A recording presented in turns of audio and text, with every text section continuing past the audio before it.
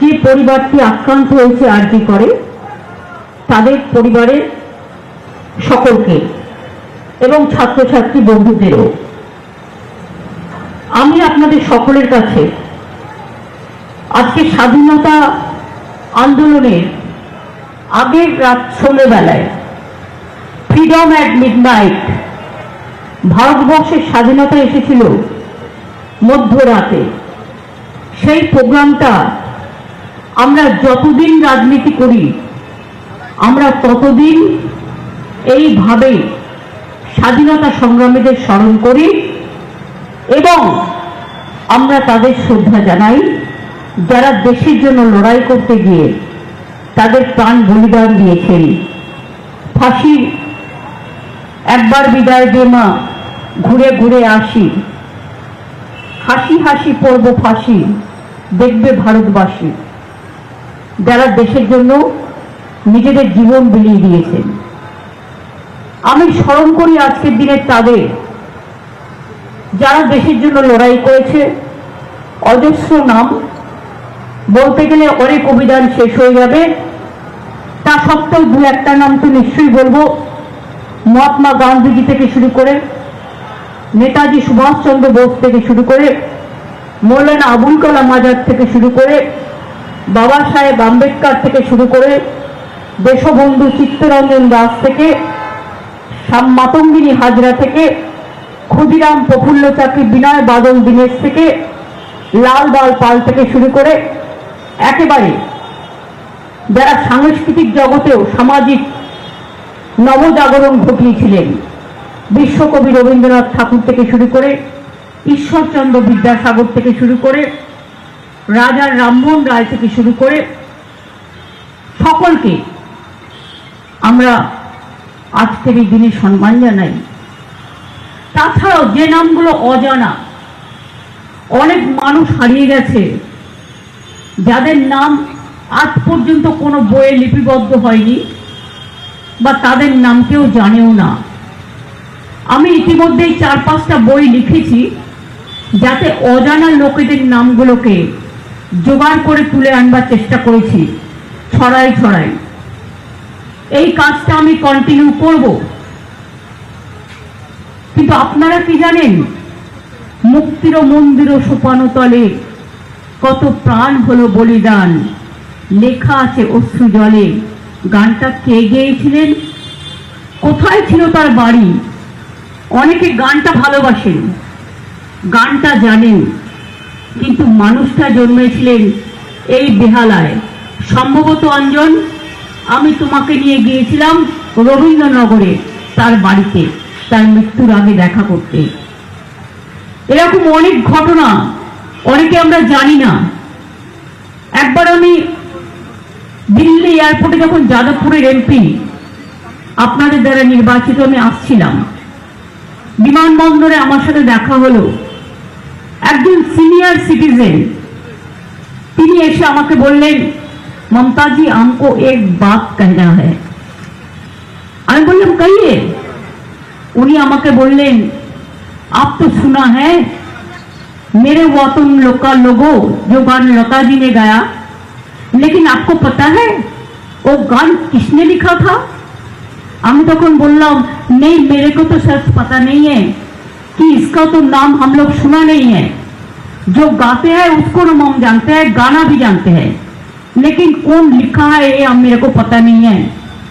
तक भद्रलोक एसे बोलছে, मैं प्रदीप जी हूँ, ये गाना मैंने लिखा, लेकिन किसी को किसी ने कभी हमारा नाम नहीं लेता। আমি তখন বললাম, আমি অন্তত তোমার নাম নিব এবং অন্তত যতটা পারি কিছু মানুষকে জানাবো। কাজে আজকে আমরা অনেক কিছু আমরা জানি, আবার অনেক কিছু পরে জানতে পেরেছি। এটা আমাদের মাথায় রাখতে হবে। আমাদের যারা নিউ জেনারেশন, যারা আজকে স্টুডেন্ট, যারা স্কুল কলেজে পড়াশোনা করে, এই ইতিহাসগুলো জানতে হবে। দেশকে জানতে গেলে কার কি কন্ট্রিবিউশন সেটা জানবার যেমন প্রয়োজন আছে, তেমনি যেটা আমার মাতৃভূমি, আমার পুণ্যভূমি, আমার পবিত্র ভূমি, আমাদের ধর্মভূমি, আমাদের কর্মভূমি, মনে রাখবেন তাকেও সম্মান জানাতে হবে। আমি তো বলি আমাকে কেউ 1000টা গালাগালি দিলেও আর সোশ্যাল নেটওয়ার্কে মিথ্যে প্রচার করলে, সবাই যে মিথ্যে প্রচার করে তা নয়, একটা গ্রুপ তো করছে পরিকল্পিতভাবে। আমি বলি আমাকে যত ইচ্ছে গাল দিন, আমি এটা শুনতে শুনতে অভ্যস্ত হয়ে গেছি, কিন্তু দয়া করে বাংলা মাকে অসম্মান করবেন না। আমি আজকে বলতে বাধ্য হচ্ছি, আমি নির্বাচনের সময় আপনাদের এখানে এসেছিলাম এবং প্রতি বছর এই স্বাধীনতা দিবসের আগের দিন যে প্রোগ্রাম হয় সে প্রোগ্রামে আমি অংশগ্রহণ করি এবং আমার কিছু কথা বলি। আপনারা বলুন তো, যারা এ আজাদি ঝুটা হ্যাঁ বলতো তারা স্বাধীনতা দিবসের মর্যাদা বুঝবে কি করে? স্বাধীনতা দিবস পালন করেছেন কোনোদিনও? সরকারে থাকাকালীন 2 বছর পালন করেছিলেন বামফ্রন্ট সরকারের 34 বছর রাজত্বকালের শেষে 2 বার, সেখানেও একবার উল্টো পতাকা লাগানো হয়েছিল। আর বিজেপি দলটা তো তখন জন্মগ্রহণই করেনি, স্বাধীনতার কথা জানবেন কি করে? পেয়ে গেছে ক্ষমতা, চলে এসেছে ক্ষমতায়, তাদের কাজ দেশটাকে ছিন্ন বিচ্ছিন্ন করা, সমাজটাকে ছিন্ন বিচ্ছিন্ন করা, ধর্মের নামে বিভেদমূলক আচরণ করা, মানুষে মানুষে ভেদাভেদ লাগিয়ে দেওয়া, ধর্মে বর্ণে জাতিতে জাতিতে ভেদাভেদ লাগিয়ে দেওয়া। তারা ঐক্য চায় না, এই জিনিস বেশি দিন চলে না। এবং তাই জেনে রাখবেন, আমি দুঃখিত আজকের দিনে কথা বলতে হচ্ছে, কিন্তু বলতে আমি বাধ্য হচ্ছি তার কারণে তাদের আচরণে, যার জন্য এবার মোদিজি মেজরিটি একক পায়নি, অনেকের উপর নির্ভর করে তাকে পা দিয়ে চলতে হচ্ছে। আগামী দিন যেই কেউ কেউ পা সরিয়ে নেবে এই গভর্নমেন্টটাও পড়ে যাবে, এটা মাথায় রাখবেন। একটা মিথ্যে কথা বারবার বলতে বলতে, লেবু কচলালে যেমন তেতো হয়, লেবু যত কচলাবে রসটা বেরিয়ে যাওয়ার পর যদি আপনি লেবুটা বারবার কচলান সেই লেবুটা কিন্তু তেতো হয়ে যায়। মাথায় রাখবেন। যদি আমি আপনাদের জিজ্ঞেস করি 2-3টি ঘটনা, যে আমরা কোনটা করিনি, কোন কাজটা করিনি, কোন সমবেদনাটা জানাইনি, কোন অ্যাকশনটা নিইনি। ঘটনা যখন ঘটেছিল আমি ঝাড়গ্রামে ছিলাম, আমি ঝাড়গ্রাম থেকে ফিরছিলাম, হঠাৎ খবরটা গাড়িতে আস্তে আস্তে জানতে পারলাম। জানতে পেরে সঙ্গে সঙ্গে আমি কলকাতা পুলিশ কমিশনার বিনীত গোয়েলের সাথে যোগাযোগ করলাম। ওরা তখন আমাকে রিপোর্ট করলেন যে আমরা এখানে আছি হাসপাতালে, ওনাদের বাবা মাও এসছেন। আমি বাবার সাথে কথা বললাম, বাবা বললেন একটু মায়ের সাথেও কথা বলুন, মায়ের সাথেও কথা বললাম এবং তাদের আমি বলেছিলাম যে পুলিশ তদন্ত করবে এবং আমি ওদের ফাঁসি চাই। আমি সেই কথা প্রথম দিন থেকে বলে এসেছি, আজও আমি এটাকে স্টিক করি এবং আমি বলেছিলাম আমি আপনাদের বাড়ি খুব শীঘ্রই যাব। যেহেতু ওনাদের একটা কাজ ছিল, পারিবারিক কাজ থাকে জানেন মৃত্যুর পর, সেই সময়টা ডিস্টার্ব করাটা ঠিক হতো না। সোমবার রবিবার দিন মনে হয় সম্ভবত কাজটা ছিল, তাই সোমবার দিন আমি তাদের বাড়িতে গিয়েছিলাম।